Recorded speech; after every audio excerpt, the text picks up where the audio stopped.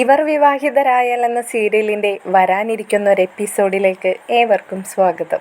ക്ഷേത്രത്തിൽ നിന്നും തിരിച്ചു വരുന്ന മുത്തശ്ശിക്കും സംഗീതക്കുമൊപ്പം ഭൂമിയെ കണ്ട സത്യദാസിന് വളരെയേറെ സന്തോഷം തോന്നുകയാണ്.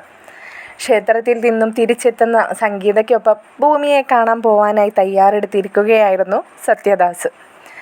ഭൂമിയെ കണ്ടതും അദ്ദേഹത്തിന് എന്തെന്നില്ലാത്തൊരു സന്തോഷമാണ് ആ നിമിഷം തോന്നിയത്. ഓടി വന്ന് അവളുടെ അരികിലേക്ക് നിൽക്കുന്നുണ്ട്. അവളെ ഒന്ന് കെട്ടിപ്പിടിക്കണമെന്നൊക്കെ അദ്ദേഹത്തിന് തോന്നി. എങ്കിലും അദ്ദേഹം അവളുടെ മുഖത്ത് വളരെ സ്നേഹപൂർവ്വം തലോടിക്കൊണ്ട് ചോദിക്കുകയാണ്, മോള് ഓക്കെ അല്ലേ? ഇന്നലെ വേറെ ബുദ്ധിമുട്ടൊന്നും ഉണ്ടായില്ലല്ലോ എന്ന്. അവളും എന്തോ ഒരു ഉൾവിളി പോലെ ഞാൻ ഓക്കെയാണ് അച്ഛാ, എനിക്ക് കുഴപ്പമൊന്നുമില്ല എന്നിങ്ങനെ പറഞ്ഞ് നിർത്തിയപ്പോഴാണ് അവൾ തന്നെ വിളിച്ചത് അച്ഛ എന്നാണല്ലോ എന്ന ബോധം സത്യദാസിനും തിരിച്ച് അവൾക്കും അത് തോന്നുന്നത്. സോറി സാർ, ഞാൻ പെട്ടെന്ന് എന്ന് പറഞ്ഞുകൊണ്ട് അവളുടെ കണ്ണൊക്കെ ആകെ നിറയാൻ തുടങ്ങി. അവൾ എന്നിട്ട് അത് വിശദീകരിക്കുകയാണ്. എൻ്റെ അച്ഛൻ ചോദിക്കുന്നത് പോലെയാണ് എനിക്ക് തോന്നിയത്. എനിക്ക് പെട്ടെന്ന് അങ്ങനെ, എന്നോട് ക്ഷമിക്കണം, മനഃപൂർവ്വമല്ല കേട്ടോ എന്നുകൂടി അവൾ പറയുന്നത് കേട്ടിട്ട് സത്യദാസ് അവളോട് പറയുന്നുണ്ട്, നീ എന്തായാലും എന്നെ അറിയാതെ വിളിച്ചു പോയി എന്നല്ലേ പറഞ്ഞത്, ഇനി നീ എന്നെ അങ്ങനെ തന്നെ വിളിച്ചാൽ മതി. എനിക്കിപ്പോൾ ഒരു മകളുണ്ടായിരുന്നെങ്കിൽ പലപ്പോഴും ഞാൻ ചിന്തിക്കാറുണ്ട്, അവൾ ഏകദേശം നിന്നെപ്പോലെയൊക്കെ തന്നെ ഇരുന്നേനെ. നിനക്ക് എവിടെയൊക്കെയോ എൻ്റെ ഭാര്യയുടെ എന്തൊക്കെയോ ഒരു രൂപസാദൃശ്യം എനിക്കിടയ്ക്ക് തോന്നാറുണ്ടെന്നൊക്കെ സത്യദാസ് പറയുന്നത് കേട്ടിട്ട് മുത്തശ്ശി മനസ്സുകൊണ്ട് ചിന്തിക്കുകയാണ് കേട്ടോ. മുത്തശ്ശിക്കും അവളിവിടെ കയറി വരുമ്പോൾ തൻ്റെ ആരൊക്കെയോ വന്ന പോലെ മനസ്സിലുണ്ടായിരുന്ന ഒരു കല്ലൊക്കെ ഉരുകിപ്പോയ പോലെയൊക്കെ മുത്തശ്ശിക്കും ഫീൽ ചെയ്യാറുണ്ടെന്ന്. ഇതൊക്കെ കേട്ട് നിൽക്കുന്ന സംഗീതയ്ക്കും വളരെ സന്തോഷം തന്നെയാണ് തോന്നുന്നത്. സംഗീതയും മുത്തശ്ശിയും സത്യദാസും കൂടി ഭൂമിയുമായിട്ട് അകത്തേക്ക് കയറി സോഫയിലൊക്കെ ഇരിക്കുകയാണ്. വീട്ടിലെ സെർവൻ്റ് ആവട്ടെ ഭവാനിയുടെ കയ്യാൾ തന്നെയാണ്. ഭവാനി കൈക്കൂലിയൊക്കെ കൊടുത്ത് തൻ്റെ വശത്താക്കി വെച്ചിട്ട് തന്നെയാണ് അവിടെ ഇരുന്നു കൊണ്ട് ഇവിടുത്തെ കാര്യങ്ങളൊക്കെ അന്വേഷിച്ചറിയുന്നത്. ഭൂമി വന്ന് കയറിയത് കണ്ടപ്പോഴേ പുള്ളിക്കാരിക്ക് സമാധാനമായി. കാരണം ഇന്ന് തൻ്റെ യജമാനത്തിയെ വിളിച്ച് പറയാനുള്ള ന്യൂസ് അത്യാവശ്യം കിട്ടിയിട്ടുണ്ട്. എങ്കിലും മാത്രമേ കാണുമ്പോൾ സ്നേഹത്തോടു കൂടി 500-1000 എക്സ്ട്രാ കയ്യിലേക്ക് വെച്ച് തരുത്തുള്ളൂ എന്നുകൂടി ആ വേലക്കാരിക്ക് അറിയാം. പുള്ളിക്കാരി അതുകൊണ്ട് തന്നെ അവിടെയോടേക്ക് ചുറ്റി മാറി നിൽക്കുകയാണ്. ഭൂമിയപ്പോൾ സത്യദാസിനോട് പറയുകയാണ്, സാറിനെ എനിക്ക് കാണണമെന്ന് ഞാൻ ആഗ്രഹിച്ചിരിക്കുകയായിരുന്നു. അങ്ങനെയാണ് പെട്ടെന്ന് എൻ്റെ രക്ഷകനായിട്ട് ഇന്നലെ സാറ് എത്തിപ്പെട്ടതെന്നൊക്കെ ഭൂമി പറയുന്നുണ്ട്. അതുകൂടാതെ ഭൂമിയോട് അദ്ദേഹം എടുത്ത് പറയുകയാണ്, നിന്നോട് ഞാൻ കുറച്ച് മുമ്പല്ലേ പറഞ്ഞത് നീ എന്നെ ഇനി അച്ഛ എന്ന് വിളിച്ചാൽ മതിയെന്ന്, അത് ഞാൻ ഇനി ശ്രദ്ധിച്ചോളാം എന്ന് ഭൂമിയും വളരെ സ്നേഹത്തോടു കൂടി പറയുന്നുണ്ട്. സംഗീത അകത്തേക്ക് പോകുന്നുണ്ട്. ഞാൻ പോയി നിങ്ങൾക്ക് കുടിക്കാനായി എന്തെങ്കിലും എടുത്തിട്ട് വരാമെന്ന് പറഞ്ഞുകൊണ്ട്. സംഗീത കിച്ചണിലേക്ക് നടന്നു ചെല്ലുന്നത് കാണുന്ന വേലക്കാരി അവിടെ നിന്നും മാറി നിൽക്കുകയാണ് കേട്ടോ. ഒളിഞ്ഞു നിന്ന് എല്ലാം കേൾക്കാനുള്ള തയ്യാറെടുപ്പായിരുന്നു പുള്ളിക്കാരി. ഭൂമിയോട് സത്യദാസ് ചോദിക്കുന്നുണ്ട്, എന്താണ് നിനക്ക് എന്നോട് പറയാനുണ്ടെന്ന് പറഞ്ഞതെന്ന്. സത്യദാസിനോടായി ഭൂമി പറയുകയാണ്, അച്ഛാ, എൻ്റെ അച്ഛൻ മരിക്കുന്ന സമയത്ത് എന്നോട് അദ്ദേഹത്തിന് എന്തോ പറയാനുണ്ടായിരുന്നുവെന്ന്. അത് പറയാനാണത്രേ അങ്ങനെ ഒരു ഫംഗ്ഷൻ അച്ഛൻ വെച്ചതും എല്ലാവരെയും അച്ഛൻ വീട്ടിലേക്ക് വിളിച്ചു വരുത്തിയതും. ഇത്രയും കാലം അച്ഛൻ അത് എന്നിൽ നിന്നും മറച്ചു വെച്ചിരിക്കുകയായിരുന്നുവെന്ന് അമ്മ അത്രമാത്രം എന്നോട് പറഞ്ഞു. അതിനുശേഷം എനിക്ക് അമ്മയെ കാണാനുള്ള അനുമതി ഇതുവരെയും കിട്ടിയിട്ടില്ല. എനിക്കറിയണം എൻ്റെ അച്ഛന് എന്താണ് എന്നോട് പറയാനുണ്ടായതെന്ന്. സാറ് വിചാരിച്ചാൽ എൻ്റെ അമ്മയെ കാണാനുള്ള അനുമതി എനിക്ക് വാങ്ങിച്ചു തരാൻ കഴിയില്ലേ എന്നുകൂടി ഭൂമി ചോദിക്കുകയാണ്. സത്യദാസ് പറയുന്നുണ്ട്, നമുക്ക് അതിന് ശ്രമിക്കാവുന്നതാണ്. അത് കൊലക്കേസിൽ കിടക്കുന്ന പ്രതിയായതുകൊണ്ടാണ് അങ്ങനെ എപ്പോഴും കാണാനുള്ള അനുമതി കോടതി അനുവദിക്കാത്തത്. നമുക്ക് നോക്കാം മോളെ, നീ വിഷമിക്കാതിരിക്കേ. എന്തായാലും നിൻ്റെ അച്ഛൻ്റെ കേസിൽ എന്തൊക്കെയോ നിഗൂഢതകളുണ്ടെന്നുള്ളത് കേസ് അന്വേഷിക്കാതെ തന്നെ എനിക്ക് മനസ്സിലായിട്ടുള്ള കാര്യമാണ്. എന്താണെന്ന് വെച്ചാൽ ഇത്രയും സാധാരണക്കാരനായ ഒരു മനുഷ്യൻ, അതും ഒരാളോടും ഒരു ശല്യത്തിനും ഒരു ബുദ്ധിമുട്ടിനും പോവാത്തൊരു മനുഷ്യന് എങ്ങനെയാണ് ഇങ്ങനൊരു ശത്രു ഉണ്ടാകുക? വീട്ടിൽ മറഞ്ഞിരുന്നു, അദ്ദേഹത്തെ കുത്തി കൊലപ്പെടുത്താൻ ശ്രമിച്ചു, കൊലപ്പെടുത്തി. ഇതൊക്കെ എങ്ങനെയാണ് സംഭവിക്കുക? എനിക്ക് മനസ്സിലാവുന്നില്ല. എന്തായാലും കൊലപ്പെടുത്താൻ വന്നവൻ ചില്ലറക്കാരനല്ലെന്നുള്ള കാര്യത്തിൽ ഉറപ്പ് തന്നെയാണ്. അതിവിദഗ്ധമായിട്ട് തന്നെയല്ലേ നിൻ്റെ അമ്മയെ അവൻ കുടുക്കിലാക്കി വെച്ചത്? ഒന്ന് ആലോചിച്ചു നോക്കൂ. ഇത്രയും നാളായിട്ട് ആ കേസിന് ഒരു തുമ്പ് പോലും നമ്മുടെ പോലീസുകാർക്ക് ലഭിച്ചിട്ടില്ല. അത്രത്തോളം വിദഗ്ധമായിട്ട് തന്നെയാണ് അവരിത് പ്ലാൻ ചെയ്ത് നടപ്പിലാക്കിയതെന്നൊക്കെ ഭൂമിയോടായി അദ്ദേഹം പറയുന്നുണ്ട്. ഭൂമിയപ്പോൾ പറയുന്നുണ്ട്, അധികം വൈകാതെ തന്നെ അവരെ ഞാൻ കണ്ടെത്തിയിരിക്കും അച്ഛാ. എൻ്റെ അച്ഛൻ്റെ ആത്മാവിന് ഇപ്പോഴും ശാന്തി ലഭിച്ചിട്ടില്ല. അദ്ദേഹം എൻ്റെ കൂടെ തന്നെയുണ്ട്. അത് ഞാൻ കണ്ടെത്തുക തന്നെ ചെയ്യും. അച്ഛൻ എനിക്ക് വേണ്ടി എഴുതി വെച്ച ആ കത്തിന് പിന്നാലെ നടക്കുന്ന ആ മുഖം, അതൊരു സ്ത്രീയുടേതാണെന്നറിയുമ്പോഴാണ് എനിക്ക് കൂടുതലും എൻ്റെ ചങ്ക് പൊടിയുന്നത്. ചിലപ്പോഴൊക്കെ എൻ്റെ മനസ്സുകൊണ്ട് ചിന്തിക്കുന്നത് എനിക്ക് വേണ്ടിയിട്ടാണ് ആരോ ഒരാൾ എൻ്റെ അച്ഛനെ കൊന്നതെന്നൊക്കെയാണെന്ന്. മുത്തശ്ശി ഇതൊക്കെ കേട്ടപ്പോൾ വല്ലാത്ത വിഷമത്തിൽ തന്നെ ഇരിക്കുകയാണ്. ഭൂമിയെ എങ്ങനെ സമാധാനിപ്പിക്കണമെന്നറിയാതെ സത്യദാസ്. മുത്തശ്ശി അവളുടെ തലയിൽ തലോടിക്കൊണ്ട് പറയുന്നുണ്ട്, മോളിങ്ങനെ വിഷമിക്കാതിരിക്കേ. അച്ഛൻ്റെ കാര്യങ്ങൾ ചെയ്യാനും അച്ഛന് വേണ്ടി ഓടി നടന്ന് അമ്മയെ രക്ഷിക്കാനും ഒക്കെ നീ ഒരാളല്ലേ ഉള്ളൂ. അങ്ങനെയുള്ള നീ ഇങ്ങനെ മനസ്സ് വിഷമിച്ച് നടന്നാൽ എങ്ങനെയാണ് കാര്യങ്ങൾ നിനക്ക് മുന്നോട്ട് കൊണ്ടുപോകാൻ കഴിയുക എന്നുകൂടി മുത്തശ്ശി പറയുകയാണ്. മുത്തശ്ശിയോടായി ഭൂമി പറയുന്നുണ്ട്, എനിക്കിപ്പോൾ ഒരു കാര്യത്തിൽ സമാധാനമുണ്ട് മുത്തശ്ശി. അജയ് സാറിന് ഞാൻ ഏത് വഴിയാണ് സഞ്ചരിക്കുന്നതെന്നും ആ വഴി സത്യത്തിൻ്റെ വഴിയാണെന്നൊക്കെ ഇപ്പം മനസ്സിലായിട്ടുണ്ട്. എനിക്കൊരു സപ്പോർട്ടായിട്ട് അദ്ദേഹം ഇപ്പോൾ എൻ്റെ കൂടെ തന്നെയുണ്ടെന്ന് കൂടി പറയുന്നത് കേട്ടിട്ടാണ് സംഗീത അകത്തേക്ക് വരുന്നത്. സംഗീത പറയുന്നുണ്ട്, മോൾക്കറിയാത്ത ഒരുപാട് കാര്യങ്ങൾ അവൻ്റെ ജീവിതത്തിലൂടെ കടന്നു പോയിട്ടുണ്ട്. അതിൻ്റെയൊക്കെ വിഷമത്തിലാണ് അവൻ. ഇങ്ങനെയൊന്നും ആയിരുന്നില്ല എൻ്റെ മകൻ. ഒന്ന് പറഞ്ഞ രണ്ടാമത്തേന് ദേഷ്യപ്പെടുന്ന അജയെ ആയിരുന്നില്ല ഞങ്ങൾ കണ്ടിരുന്നത്. അവൻ്റെ ജീവിതത്തിൽ അവൻ സ്നേഹിച്ചിട്ടുള്ളവരൊക്കെ അവനെ ഇന്നും ഒറ്റപ്പെടുത്തി പോയിട്ടുള്ളൂ എന്നാണ് അവൻ എപ്പോഴും പറയാറ്.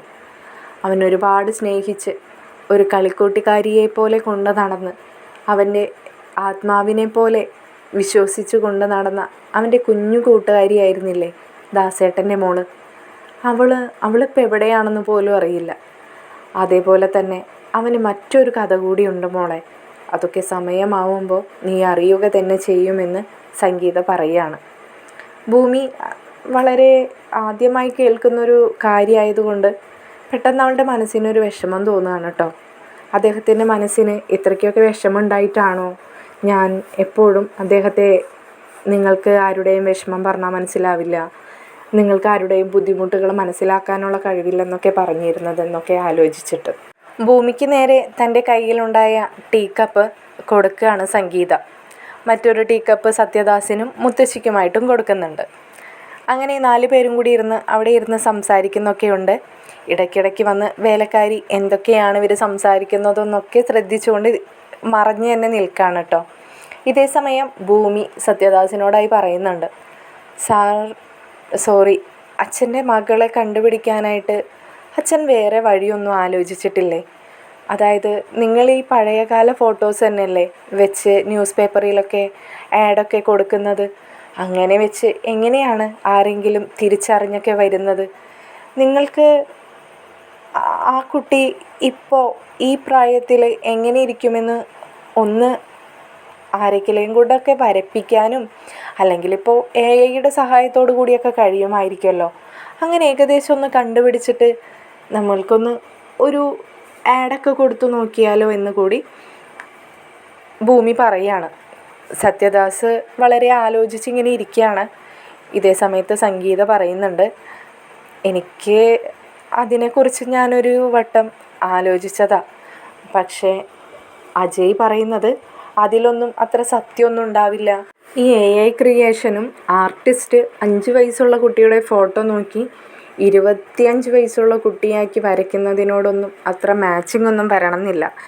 എത്രയോ പേർക്കാണ് ചെറുപ്പത്തിൽ ഒരുപാട് തടിയുണ്ടായിട്ട് അവർ ഒരുവിധം പ്രായമാവുന്ന സമയത്ത് ഒരു തടിയൊന്നുമില്ലാതെ വളരെ വ്യത്യാസത്തിലല്ലേ കാണപ്പെടാറ്. അതേപോലെ തന്നെ വളരെ സ്ലിം ആയിട്ടുണ്ടാവുന്നവർ അവരും ഒരുപാട് പ്രായമൊക്കെ ചെന്ന് അവരുടെ ഹോർമോൺ ചേഞ്ചൊക്കെ വരുമ്പോൾ അവരും ഒരുപാട് തടിച്ചതായിട്ടൊക്കെ മാറാറുണ്ട്. അപ്പോൾ ഏതർത്ഥത്തിലാണ് അമ്മേ നമ്മൾ ഇങ്ങനെ ക്രിയേഷനൊക്കെ ചെയ്യേണ്ടതെന്നൊക്കെയാണ് അജയ് പറഞ്ഞതെന്ന് സംഗീത പറയുന്നുണ്ട്. അപ്പോൾ ഭൂമി പറയാണ്, അങ്ങനെ ചെയ്ത് പരീക്ഷിച്ചൊന്ന് നോക്കുന്നത് കൊണ്ട് നമ്മൾക്കാർക്കും ബുദ്ധിമുട്ടൊന്നുമില്ലല്ലോ ആൻറ്റി. അത് അങ്ങനെ ഒന്ന് ചെയ്ത് നോക്കാൻ ഞാൻ എൻ്റെ അഭിപ്രായം പറഞ്ഞു എന്നേ ഉള്ളൂ കേട്ടോ എന്നുകൂടി ഭൂമി പറയുന്നുണ്ട്. സത്യദാസിന് അതിലൊരല്പം കാര്യമുള്ളതായിട്ട് തോന്നുകയാണ്. സത്യദാസ് ഭൂമിയോട് പറയുന്നുണ്ട്, മോളുടെ ഒരഭിപ്രായം പറഞ്ഞതല്ലേ, എന്തായാലും ഈ അച്ഛൻ അത് മാനിച്ചിരിക്കുന്നു. നമുക്ക് അടുത്ത് തന്നെ വരുന്ന ദിവസങ്ങളിൽ ഒരു ആർട്ടിസ്റ്റിനെ വിളിച്ച് വരുത്തി മോളുടെ ചെറുപ്പത്തിലെ ഫോട്ടോ കൊടുത്തിട്ട് ഒരു 2-3 തരത്തിലൊന്ന് വരച്ച് നോക്കാം. എനിക്ക് ഏകദേശം മനസ്സിലാവുമല്ലോ എൻ്റെ മോള് 25 വയസ്സ് പ്രായത്തിൽ എങ്ങനെ ഇരിക്കും എന്നൊക്കെ. അത് വെച്ച് നമുക്കൊന്ന് ചെയ്തു നോക്കാമെന്നു കൂടി അദ്ദേഹം പറയുകയാണ്. അവർ വളരെ സന്തോഷത്തോടു കൂടി സംസാരിച്ച് ഇങ്ങനെ ഇരിക്കുന്നതിനിടയ്ക്ക് സത്യദാസ് ഭൂമിയോടായി പറയുന്നുണ്ട്, നിനക്ക് എൻ്റെ മകളായി ജനിക്കാമായിരുന്നു, അല്ലെങ്കിൽ എൻ്റെ മകളാവാമായിരുന്നു. അങ്ങനെയായിരുന്നുവെങ്കിൽ ഇന്ന് ഈ വീട്ടിലെ മരുമകളായി നീ കയറി വന്നേനെ, ഞങ്ങളുടെ അജയുടെ ഭാര്യയായിട്ട്. കാരണം എൻ്റെ മകളുണ്ടായിരുന്നുവെങ്കിൽ അവളായിരിക്കും അജയെ വിവാഹം കഴിക്കുക.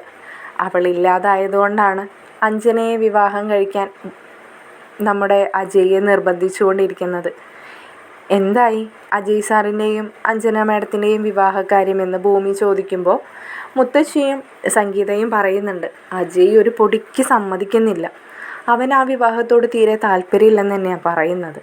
കഴിഞ്ഞ ദിവസം അവരെ തിരിച്ചു വിളിച്ചു കൊണ്ടുവരാൻ പറഞ്ഞതിന് മുത്തശ്ശിയുമായിട്ട് പിണങ്ങി തന്നെ നടക്കുകയാണ് അവൻ. മുത്തശ്ശിയോടൊന്നും മിണ്ടുന്നു പോലും ഇല്ലെന്നൊക്കെ സംഗീത പറയുന്നുണ്ട്.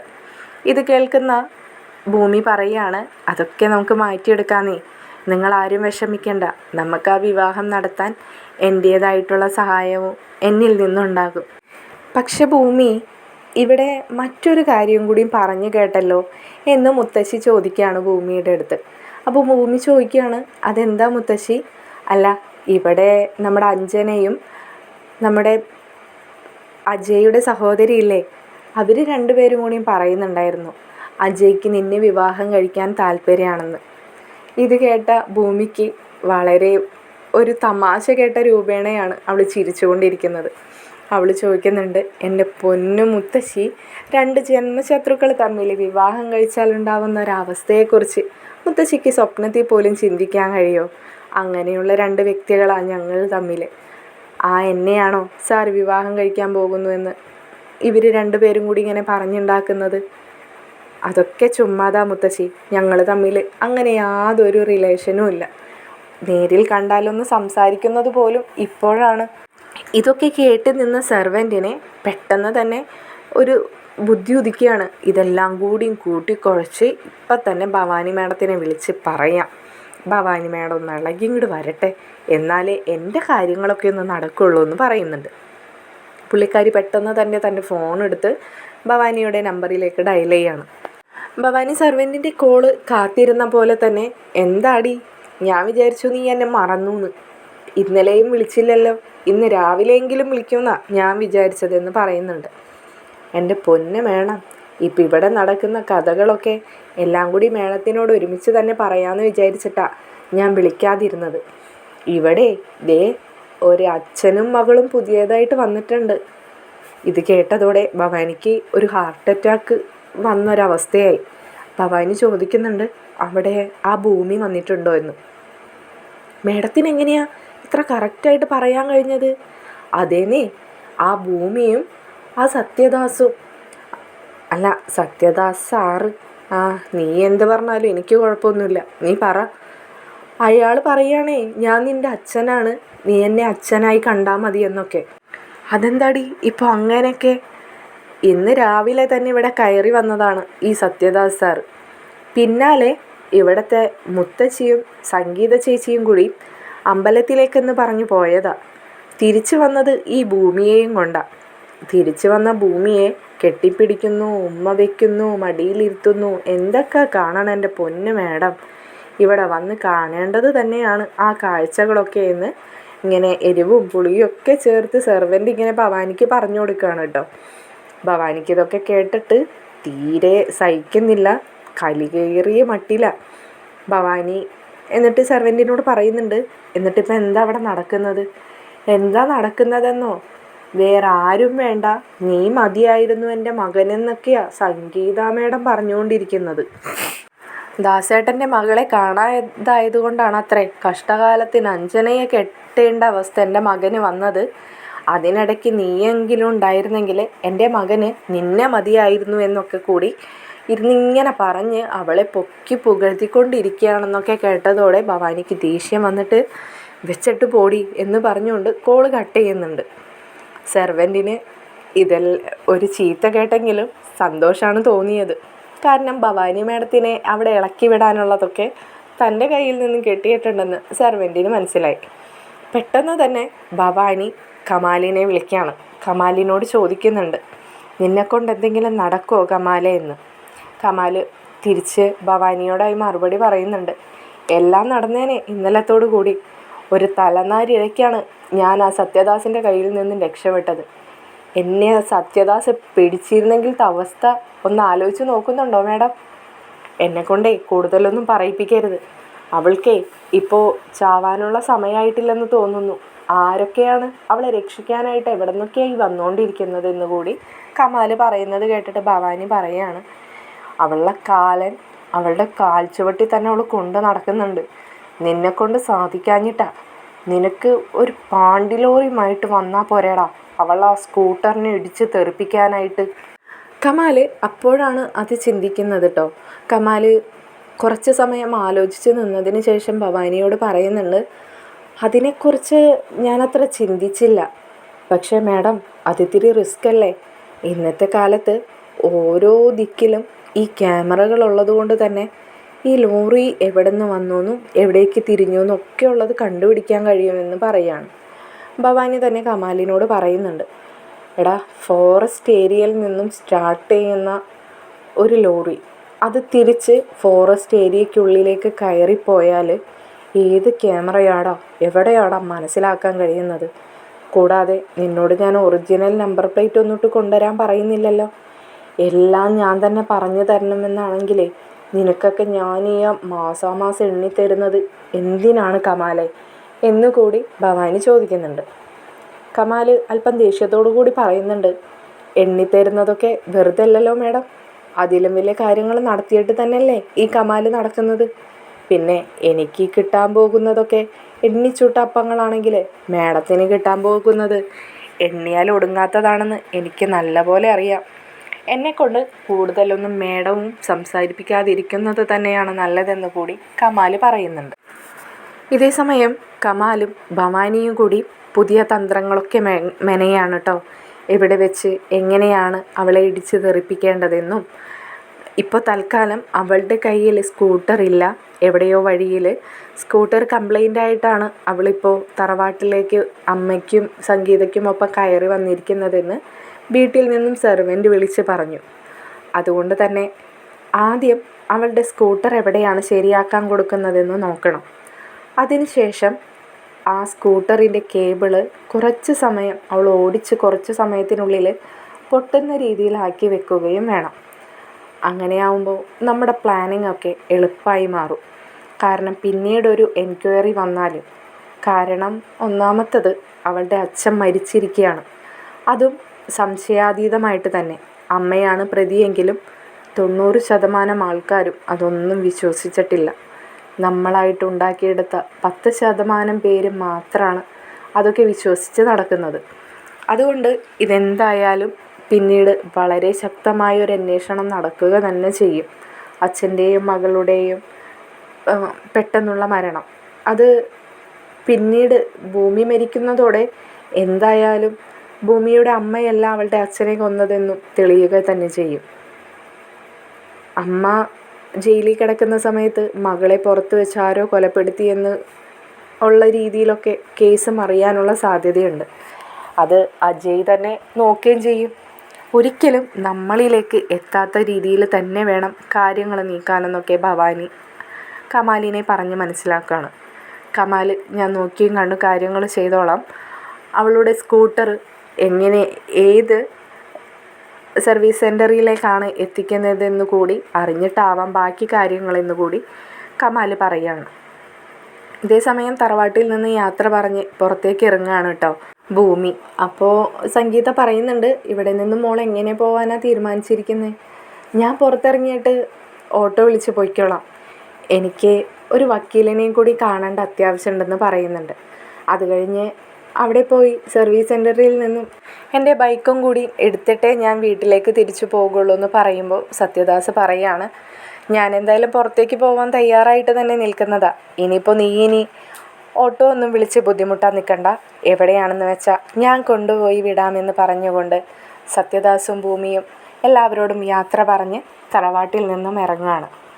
മറ്റൊരു എപ്പിസോഡുമായി ഇതേ ചാനലിലൂടെ വരുന്നതായിരിക്കും.